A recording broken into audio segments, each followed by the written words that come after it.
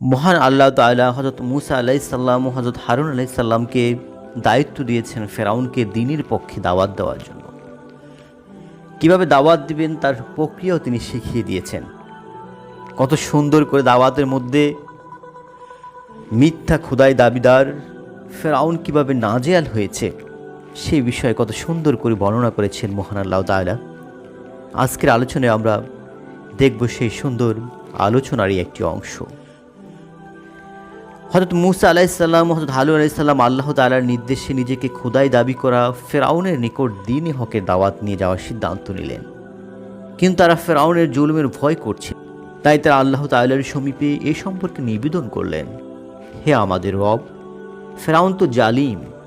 যখন আমরা তার কাছে উপনীত হয়ে দ্বীনের দাওয়াত দেব এবং যুক্তি প্রমাণের কথা আসলে আমরা জয়ী হব, কিন্তু তার সাথে আমাদের আলাপের পূর্বে সে আমাদেরকে আক্রমণ করার সম্ভাবনা রয়েছে, অথবা সে আপনার প্রতি ঈমান আনয়নের আহ্বানের পর বর্তমান অবস্থার চেয়ে অধিক অহংকারী ও ঔদ্ধত্যপূর্ণ কোনো কথা বলাই দিতে পারে।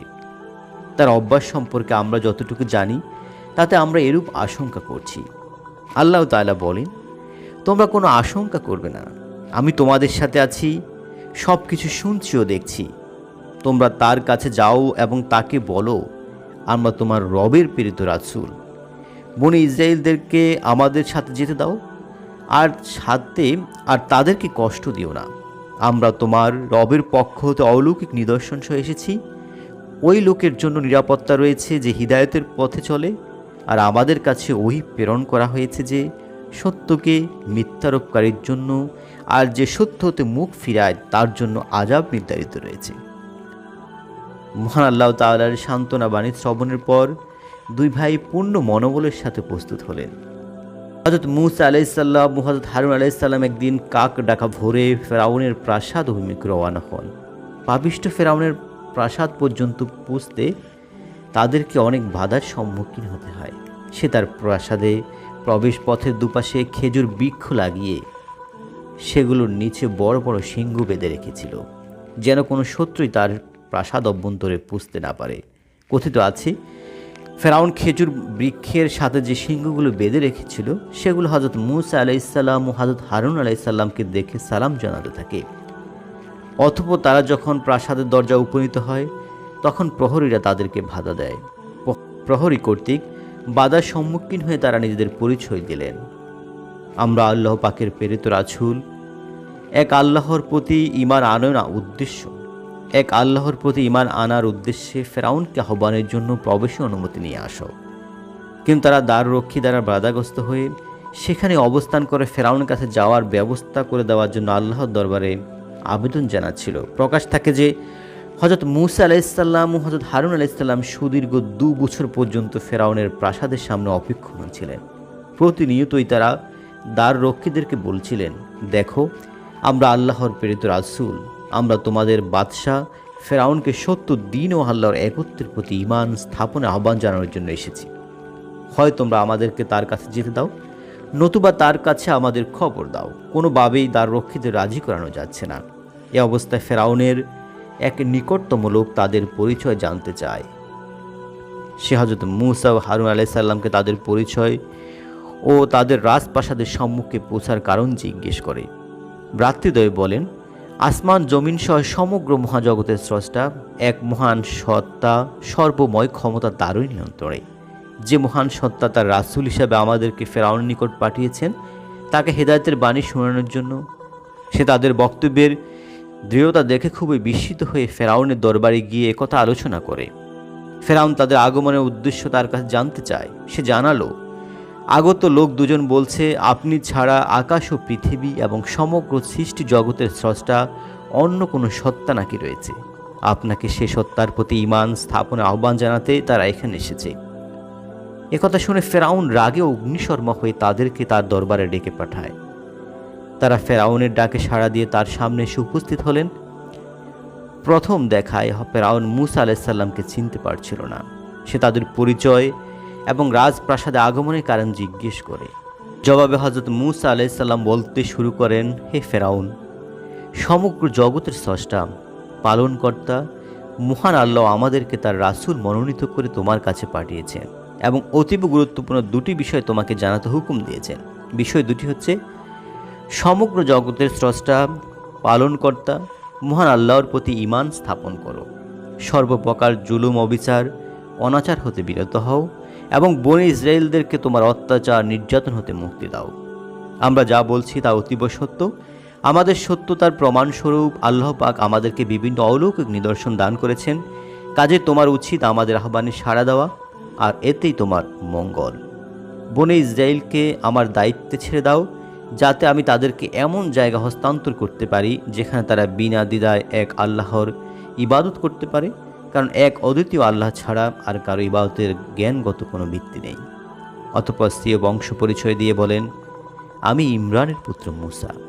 ফেরাউন তার পরিচয় পেয়ে বলতে শুরু করলো, মূসা, তুমি আজকে আমার সামনে রাসূল হওয়ার এবং বনী ইসরায়েলের মুক্তির দাবি করছো? এক দীর্ঘ সময় পর্যন্ত তোমাকে আমার রাজপ্রাসাদে রেখে রাজকীয় পরিবেশে রাজপুত্র হিসেবে আমি লালন পালন করেছিলাম, তাকে তুমি একবারে ভুলে গিয়েছো? এবং ফেরাউন হযরত মূসা আলাইহিস সালামকে কিপ্তি হত্যার ঘটনাও উল্লেখ করে বলেন, তুমি সেই আমাদের কিপ্তিকে হত্যাকারী। মূসা আলাইহিস সালাম ফেরাউনের সব কথাই স্বীকার করে নেন এবং কিপ্তি হত্যার অভিযোগের বিপক্ষে আত্মসমর্পণ করে বলেন, আমার ঘুষিতে কিপ্তি মারা গিয়েছে, কিন্তু তার রক্ষা পাওয়ার পিছনে আমার আদৌ কোনো ইচ্ছা ছিল না, বরং ঘুষি মেরে বনে ইসরায়েলের প্রতি জুলুম হতে বিরত রাখাই ছিল আমার উদ্দেশ্য। আমার অনিচ্ছা সত্ত্বেও সে নিহত হয়েছে। এর বড় প্রমাণ হচ্ছে, যদি তাকে হত্যা করাই আমার ইচ্ছা হতো, তাহলে কোনো অবস্থাতেই খালি হাতে আমি তাকে আঘাত হানতাম না, বরং যে কোনো হত্যাকাণ্ড সংগঠনে অস্ত্র ব্যবহার হয় জ্ঞান ও যুক্তি দাবি। ঘটনার কোনো তদন্ত না করেই তুমি আমার বিরুদ্ধে গ্রেপ্তারি পরোয়ানা জারি করেছ, তাই তোমার জুলুম হতে নিজেকে রক্ষার জন্য আমি মিশর ছেড়েছি। হে ফেরাউন, একজন মাত্র কিপ্তি খুনের দায়ে কোনো প্রকার তদন্ত ছাড়াই আমার বিরুদ্ধে তুমি গ্রেপ্তারি পরোয়ানা জারি করেছ, অথচ তুমি সুদীর্ঘ 400 বছর ধরে নির্বিচারে অকাতরে বনী ইসরায়েলদেরকে হত্যা করে চলেছ। একজন মাত্র কিপ্তির খুন তোমার কাছে অপরাধ বলে বিবেচিত হলো, অথচ সুদীর্ঘ 400 বছর ধরে তুমি দিনের পর দিন লক্ষ লক্ষ বনী ইসরায়েলি হত্যাকাণ্ড তোমার দৃষ্টিতে কোনো জুলুম বা অপরাধ বলে বিবেচিত হলো না। এক বনী ইসরায়েলি সন্তানকে লালন পালনের বিনিময়ে তুমি তাদের সবাইকে গোলাম বানিয়ে রাখবে, অকাতরে তাদের প্রতি জুলুম নির্যাতন করবে, বিনা কারণে হত্যা করবে। এও তো তোমার এক আজব যুক্তি।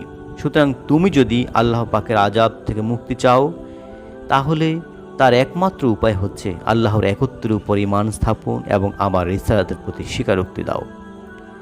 ফেরাউনের সম্মুখে হাজির হয়ে হযরত মূসা আলাইহিস সালাম নিজেকে বিশ্ব প্রভুর প্রেরিত রাসূল বলে ঘোষণা করলেন। এটা ছিল তার প্রথম ও সর্বপ্রধান দাবি। কিন্তু দূর্ত ফেরাউন এ সম্পর্কিত আলোচনায় না ঘেঁষে মূসা আলাইহিস সালামের ব্যক্তিজীবন সম্পর্কে এমন সব অভিযোগ তুলতে শুরু করে যা স্বাভাবিকভাবেই প্রতিপক্ষকে দুর্বল করে ফেলে। মূসা আলাইহিস সালাম ফেরাউন উত্থাপিত সব কূট প্রশ্ন অমূলক অভিযোগের জবাব দিয়ে তাকে লাজবাব করে ফেলে। ফেরাউনের প্রতিটি কথার জবাবে তিনি রব্বুল আলামিন, নিখিল জাহানের পালনকর্তা, তোমাদের পালনকর্তা আল্লাহ পাকের এসব গুণ বৈশিষ্ট্য পরিচিতি উল্লেখ করেছিলেন। ফেরাউন দেখল রব পালনকর্তা বলে সে ব্যতীত অন্য কোনো সত্তাকে উদ্দেশ্য করা হচ্ছে। এর মাধ্যমে মূসা আলাইহিস সালামের উদ্দেশ্য পরিষদের কাছে পরিস্ফুট হয়ে উঠেছে। সে একই সাথে মূসা আলাইহিস সালামের বক্তব্য যে সে পুনঃপুন এড়িয়ে যাচ্ছে, তাও শ্রোতাদের সামনে প্রকাশ হয়ে পড়ছে। তাই সে নিতান্ত বাধ্য হয়ে মূসা আলাইহিস সালামের কথিত রব্বুল আলামিন সম্পর্কিত আলোচনায় ফিরে আসে। এবার ফেরাউন বলল, হে মূসা, আমি ব্যতীত কি এমন কোনো সত্তা আছে যাকে তুমি বিশ্ব রব বলে আখ্যায়িত করেছ? এসব তুমি কি বলছো? জবাবে মূসা আলাইহিস সালাম কোরআনের ভাষায় বলেন, তিনি বলেন, তিনি আসমানসমূহ ও জমিনের এবং অতদুভয়ের মধ্যকার সব কিছুরই রব, যদি তোমরা মুমিন হতে চাও। উল্লিখিত বক্তব্য পেশের মধ্য দিয়ে হযরত মূসা আলাইহিস সালাম ফেরাউনকে একথা জানিয়ে দিলেন যে, আমি যে সত্তাকে বিশ্ব রব হিসাবে দাবি করছি, তোমার মাঝে যদি ন্যূনতম বিবেক বুদ্ধিও অবশিষ্ট থাকতো, তাহলে তুমি নিশ্চয়ই তা বুঝতে পারতে। আচ্ছা বলো তো দেখি, কেমন করে তুমি নিজেকে রব পালনকর্তা বলে দাবি করছো? এ দাবির সপক্ষে তোমার কাছে কি কি প্রমাণ রয়েছে? আসমান জমিনের সব কিছু রব কি তুমি? সুতরাং কিসের ভিত্তিতে তুমি এমন অমূলক দাবি করছো? ফেরাউন দেখল সর্বনাশা কাণ্ড ঘটতে চলছে। তার এতদিনের সব মিথ্যা দাবির স্বরূপ পরিষদের কাছে উদ্ঘাটিত হতে চলছে। মূসা আলাইহিস সালাম আরও বলেন, আমি যে রবের কথা বলছি তিনি শুধু তোমারই রব নয়, বরং তোমার পূর্বে যারা গত হয়েছে তাদেরও রব। মুসা আলাইসাল্লামের এই অকাট্য যুক্তি প্রমাণ উপস্থাপনে ফেরাউন আরও বেশি হতবাক হয়ে পড়ে। মুসা আলাইসাল্লামকে নৈতিকভাবে দুর্বল করার জন্য সে যে কুটচাল ছেলেছিল তা অবশেষে বুমেরাং হচ্ছে। তা আলোচনার পরিসমাপ্তি ঘটানোর জন্য উপস্থিত জনতাকে উদ্দেশ্য করে বলল, নিঃসন্দেহে তোমাদের রাসূল, যাকে রাসূল রূপে তোমাদের প্রতি পাঠানো হয়েছে, সে তো পাগল। মুসা আলাইসাল্লাম দেখলেন ফেরাউন তার যুক্তি প্রমাণে কোনো জবাব দিতে পারছে না, বরং সে কোনো রকম উদ্ভূত পরিস্থিতি সামলিয়ে জনমত নিজের অনুকূলে রাখার ব্যর্থ প্রয়াস চালাচ্ছে। তা অযৌক্তিকভাবে তাকে পাগল বলে পার পাবার ব্যর্থ চেষ্টা করলে মুসা আলাইসাল্লাম বলেন, তিনি পূর্ব পশ্চিম ও তদস্থ সব কিছুর রব, যদি তোমরা জ্ঞান রাখো। নিজের মিথ্যা দাবি সম্পর্কে ফেরাউনের ব্যর্থ প্রয়াসের প্রচেষ্টা দৃষ্টে মুসা আলাইসাল্লাম বুঝতে পারলেন যে এ পরিস্থিতি তার উত্থাপিত রবের সত্তা সম্পর্কিত প্রমাণ আরও জোরালো সুস্পষ্ট হওয়া উচিত। তাই তিনি বলেন, দেখো, যিনি তোমার রব, যাকে আমি সমগ্র সৃষ্টির স্রষ্টা পালনকর্তা বলে দাবি করছি, তিনি শুধু তুমি ফেরাউন তোমার অনুগত অনুসারী বা তোমার পূর্ববর্তী পিতৃপুরুষেরই প্রতিপালক নন, বরং তিনি জগতে পূর্ব হতে পশ্চিম প্রান্ত পর্যন্ত এবং তদস্থ সব কিছুর স্রষ্টা পালনকর্তা। যদি তোমাদের সামান্যতম জ্ঞান বুদ্ধি বিবেচনা থাকতো তবে তোমরা তা বুঝতে পারতে। এবার তিনি তার যুক্তি ও প্রমাণাদি উপস্থাপনার দীর্ঘ ধারার পরিসমাপ্তি ঘটনার জন্য বলেন, আমরা তোমার কাছে তোমার রবের পক্ষ হতে নিদর্শন নিয়ে এসেছি, আর নিরাপত্তা এমন ব্যক্তির জন্য যে সৎ পথে চলে। আমাদের প্রতি ওহী এসেছে যে শাস্তি তার উপরেই হবে যে মিথ্যারোপ করে এবং সত্য হতে মুখ ফিরিয়ে নেয়। নিজের নবুয়ত রিসালাতের অকাট্য প্রমাণসহ আগমনের যুক্তি উপস্থাপন করে মুসা আলাইসাল্লাম তার সুদীর্ঘ আলোচনার পরিসমাপ্তি ঘটাতে যাচ্ছিলেন। তাই তিনি সমগ্র জগতের পালনকর্তা আল্লাহকে বাদ দিয়ে তার কোনো সৃষ্টিকে রবের মর্যাদা অধিষ্ঠিত করা বা কেউ সে মর্যাদায় সমাসীন হলে সে সম্পর্কে আল্লাহর সিদ্ধান্ত কী হবে তা সুস্পষ্ট ভাষায় জানিয়ে দেন। তিনি বলেন, হে ফেরাউন, তুমি যে পথ অবলম্বন করেছ তা রীতিমতো ভ্রষ্টতা। মানুষের স্রষ্টা রব হলেন একমাত্র আল্লাহ। সুতরাং কোনো মানুষ নিজেকে বা অন্য কাউকে সে মর্যাদা সমাসীন করা সুস্পষ্ট শিরক। এর পরিণতিতে নেমে আসবে তোমার উপর আল্লাহর পক্ষ থেকে যন্ত্রণাদায়ক আজাব। সে আজাব থেকে তুমি কখনো রক্ষা পাবে না। ফেরাউন মুসা আলাইসাল্লামকে পাগল বলে আখ্যায়িত করা সত্ত্বেও তিনি একের পর এক তার দাবির সপক্ষে যুক্তি প্রমাণ উপস্থাপন করে চলেছেন। এখন তিনি তার দীর্ঘ আলোচনার পরিসমাপ্তি ঘটানোর জন্য ফেরাউনকে সতর্ক করে তার বিরুদ্ধে আল্লাহ পাকের কি সিদ্ধান্ত নেবেন তাও জানিয়ে দিয়েছেন। এই সিদ্ধান্ত অবহিত করার মাধ্যমে প্রকারান্তরে দীর্ঘ আলোচনার পরিসমাপ্তি ঘটিয়েছেন। কিন্তু ফেরাউন তার মিথ্যা অমূলক দাবির অনুকূলে অসামান্যতম কোনো যুক্তি উপস্থাপনের সুযোগ হাতছাড়া করতে রাজি নয়। সে কথার ফাঁকে মুসা আলাইসাল্লামকে জিজ্ঞেস করে বসল, হে মুসা, তোমার রব কে? মুসা আলাইসাল্লাম জবাবে বলেন, তিনি আমাদের প্রতিপালক, যিনি সকল জিনিসের সৃষ্টিকর্তা, আকৃতিদাতা ও পথ প্রদর্শক। অথচ ফেরাউন যে সামান্য একটি মাছেরও সৃষ্টিকর্তা নয় বা সে যোগ্যতাও রাখে না, এটা কে না জানে? সুতরাং মুসা আলাইসাল্লামের এই জবাবে তার কোনো উপকার হওয়ার সম্ভাবনা তো নেই, বরং রয়েছে সর্বনাশ। এবার সে মুসা আলাইসাল্লামকে উপস্থিত জনসাধারণের সম্মুখে হেয় প্রতিপন্ন করার উদ্দেশ্যে প্রশ্ন করে বলো, তবে আগেকার লোকদের কী অবস্থা হয়েছে? এই প্রশ্নে ফেরাউনের উদ্দেশ্য ছিল, যেহেতু আগেরকার প্রায় সব সম্প্রদায়ের লোকেরাই দেবদেবীর মূর্তির উপাসনা করত, তারা বর্তমানে জীবিতদের পিতৃপুরুষ, আর মুসা আলাইসাল্লাম মূর্তি পূজার কারণে তাদের সকলকে পথভ্রষ্ট জাহান্নামী বললে তার বলার সুযোগ হবে, তাহলে কি তারা সবাই নির্বোধ পথভ্রষ্ট? অপরদিকে উপস্থিত সর্বসাধারণ জানবে মুসা আলাইসাল্লাম তাদের পিতৃপুরুষকে পথভ্রষ্ট জাহান্নামী বলে নিন্দাবাদ করেছেন। ফলে তারা মুসা আলাইসাল্লামের উত্থাপিত সব যুক্তি প্রমাণের প্রতি আস্থা হারাবে, তার প্রতি বীতশ্রদ্ধ হবে। মুসা আলাইসাল্লাম ও ফেরাউনের কুটচাল অনুধাবন করে ফেলেন। তাদের পরিণাম সম্পর্কে নিজে না বলে আল্লাহর প্রতি সপর্দ করে বলেন, তাদের সম্পর্কিত জ্ঞান আমার রবের কাছে লিখিত রয়েছে। তাদের পরিণতি সম্পর্কিত জ্ঞান তোমার আমার কারো কাছে নেই, তা একান্তভাবে আমার রবের নিয়ন্ত্রণাধীন বিষয়। এরপর তিনি তার দাবিকে আরও উজ্জ্বল ও সুস্পষ্টতা প্রদানের উদ্দেশ্যে বলেন, তিনি এমন যিনি জমিনকে তোমাদের জন্য বিছানার স্বরূপ বানিয়েছেন এবং তাতে তোমাদের জন্য তৈরি করেছেন রাস্তাসমূহ, আর আসমান হতে পানি বর্ষণ করেছেন। অতঃপর আমি তা দ্বারা বিবিধ প্রকার উদ্ভিদ উৎপন্ন করেছি, তোমরা নিজেরা খাও এবং পশু পালন করো। এসবের মাঝে জ্ঞানীদের জন্য রয়েছে নিদর্শনসমূহ। এই মাটি হতেই আমি তোমাদের বানিয়েছি এবং এই মাটিতে আমি তোমাদেরকে প্রত্যাবর্তন করাবো এবং তা হতেই পুনঃ তোমাদেরকে বের করা হবে।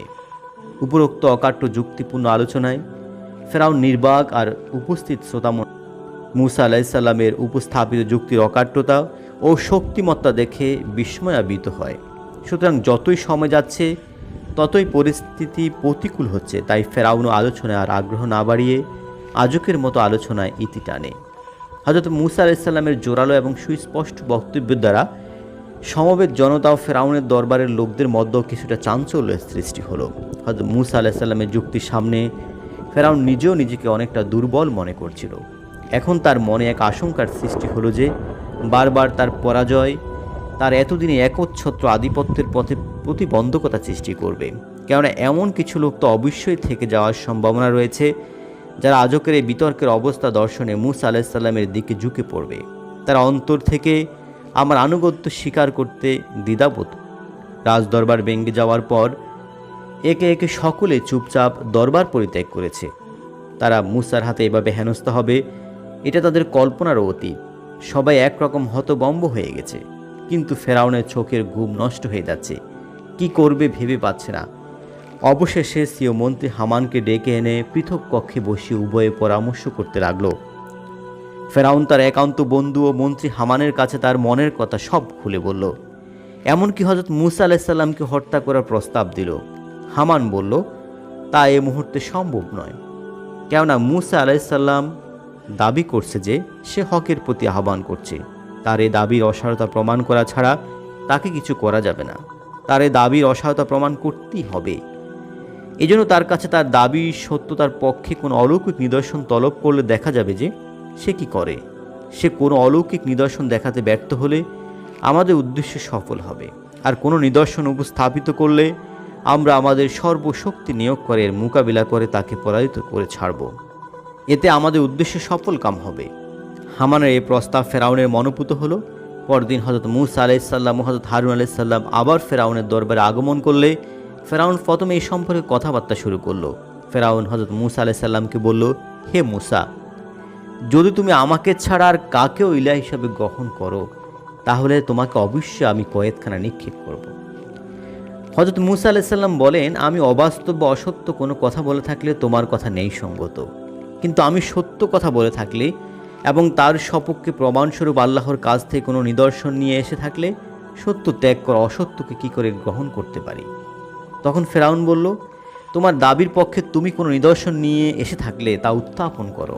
হযরত মুসা আলাইসাল্লাম পূর্ব থেকেই এমন একটি সুযোগের অপেক্ষা করছিলেন যে তিনি ফেরাউন ও তার রাজদরবারে উপস্থিত জনতা দরবারীদেরকে স্বীয় সত্যতা নিদর্শন প্রদর্শন করবেন। এখন ফেরাউন নিজেই তা উত্থাপন করতে বলছে। ফেরাউনের কথার সাথে সাথে তিনি স্বীয় হাতের লাঠিটি মাটিতে ফেলে দিলেন, আর লাঠিটি একটি বড় অজগর সাপে পরিণত হয়ে এদিক ওদিক ছুটাছুটি করছিল। হযরত ইবনে আব্বাস রাদিয়াল্লাহু তাআলা আনহু হতে বর্ণিত, হযরত মুসা আলাইহিস সালাম যখন লাঠিটি ভূমিতে নিক্ষেপ করলেন তখন তা একটি বিরাটকার সাপে পরিণত হলো। সাপটি মুখ খুলে ফেরাউনের দিকে অগ্রসর হতে লাগলো। ফেরাউন ভয়ে সিংহাসন ছেড়ে পলায়ন করতে লাগলো।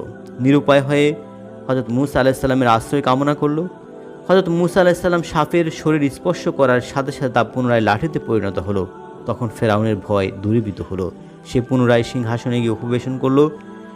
অতঃপর হযরত মুসা আলাইহিস সালাম তাদেরকে দ্বিতীয় নিদর্শন দেখানোর উদ্দেশ্যে স্বীয় হাতকে তার বগলের নিচে রাখলেন এবং একটু পরে বের করে আনলে তার হাত সূর্যের ন্যায় উজ্জ্বল ও শুভ্র দেখাচ্ছিল। হযরত ইবনে আব্বাস রাদিয়াল্লাহু তাআলা আনহু হতে বর্ণিত, তখন তার হাত এত উজ্জ্বল ও শুভ্র আলো বিকিরণ করছিল যে সমস্ত পৃথিবী উজ্জ্বল হয়ে পড়ল। অতঃপর তিনি পুনরায় হাতটি বগলের নিচে রাখলে তা পূর্বাবস্থা ধারণ করল। হযরত মুসা আলাইহিস সালাম প্রদর্শিত অলৌকিক নিদর্শনদ্বয় দেখার পর সমবেত জনতা অবাক বিস্ময়ে চেয়ে রইল। তারা হযরত মুসা আলাইহিস সালামের দাবির সত্যতা অনুভব করছিল। ফেরাউনের দরবারে উপস্থিত সভাসদরা অনুভব করতে পারল যে সমবেত জনতা মুসার প্রতি ঝুঁকে পড়ছে। তাই তারা জনতার পরিবর্তিত মনের গতি পরিবর্তনের জন্য আরও এক ষড়যন্ত্রে লিপ্ত হলো। তারা বলল, নিশ্চয়ই সে একজন অভিজ্ঞতা সম্পন্ন জাদুকর। তার উদ্দেশ্য হলো তোমাদেরকে তোমাদের দেশ হতে বিতাড়িত করা। তোমরা তার সম্পর্কে কি পরামর্শ দাও? আল্লাহ পাক নিজেই তাদের উদ্যতের কথা বর্ণনা করেন। যখন তাদের কাছে আমার তরফ থেকে সত্য উপস্থিত হলো, তখন তারা বলল, নিশ্চয়ই এটা একটি সুস্পষ্ট জাদু। হযরত মূসা আলাইহিসসালাম তাদের কথা শ্রবণ করে অবাক হয়ে পড়লেন যে এত সুস্পষ্ট নিদর্শন দেখানোর পরও তারা হককে মেনে নিতে প্রস্তুত নয়, বরং মিথ্যার বেশাতি করে মিশরবাসীকে গোমরাহিতে নিমজ্জিত রাখার অপচেষ্টা করছে। তাই তিনি আমাদেরকে লক্ষ্য করে বলেন, তোমাদের কাছে এত সুস্পষ্ট নিদর্শন আসার পরেও তোমরা একে জাদু বলছো, অথচ তোমরা সুস্পষ্টভাবে অবগত যে এটা জাদু নয়, বরং আমার সাফল্য ও বিজয়ের জন্য আল্লাহ পাকের পক্ষ হতে একটি ওছিলা। নিঃসন্দেহে জাদুকর কখনো সফলতা লাভ করতে পারে না। দরবারে উপস্থিত পরিষদ বিন্দু হযরত মূসা আলাইহিস সালামের বক্তব্য খণ্ডন করতে ব্যর্থ হয়ে আবল তাবল বলা শুরু করে দিল। বলল, হে মূসা, আমরা পূর্ব হতে ফেরাউনকে রব হিসাবে জেনে আসছি, তো আমাদের পূর্বপুরুষরা অনুরূপভাবে তাকে রব জ্ঞান করে আসছে, আর তুমি আমাদেরকে তাদের অনুসৃত নীতি হতে সরিয়ে অন্যদিকে পরিচালিত করতে এবং মিশরের উপর আধিপত্য বিস্তারের প্রয়াস চালাচ্ছ। এটা কখনো হতে পারে না। আমরা কখনো নিজেদের অনুসৃত পন্থা পরিত্যাগ করে তোমার প্রদর্শিত পন্থা গ্রহণ করতে সম্মত নই। আমাদের দেশ জাদুর দেশ, সুতরাং তোমাদের এই জাদু আমাদেরকে কখনো প্রভাবিত করতে পারবে না। আমাদের দেশে বহু অভিজ্ঞ জাদুকর রয়েছে, তোমাকে তাদের সাথে মোকাবিলা করতে হবে। মোকাবিলায় তুমি জয়ী হতে পারলে আমরা বিষয়টি ভেবে দেখব। আর এই অবস্থায় আপনি অভিজ্ঞ জাদুকরদের একত্রিত করুন। ফেরাউন তাদের পরামর্শকে স্বাগত জানালো। ফেরাউন হযরত মূসা আলাইহিস সালামকে বলল, হে মূসা, তুমি কি আমাদের কাছে এই জন্য উপনীত হয়েছ যে তোমরা জাদু প্রদর্শন করে আমাদেরকে দেশ থেকে বিতাড়িত করে দেবে? তাহলে আমরাও তোমার বিরুদ্ধে তদ্রূপ জাদু আনয়ন করব। সুতরাং কোনো সমতল মাঠে আমাদের ও তোমার মধ্যে প্রতিযোগিতার জন্য এমন একটি সময় নির্ধারণ করো, আমরাও যার অন্যথা করব না এবং তুমিও করবে না। অতঃপর হযরত মূসা আলাইহিস সালাম ফেরাউনের চ্যালেঞ্জ মঞ্জুর করলেন এবং ফেরাউনের পতন এভাবেই শুরু হলো। মহান আল্লাহ তাআলা আমাদের সবাইকে সঠিক পথে অনুসারী করুক। আমিন।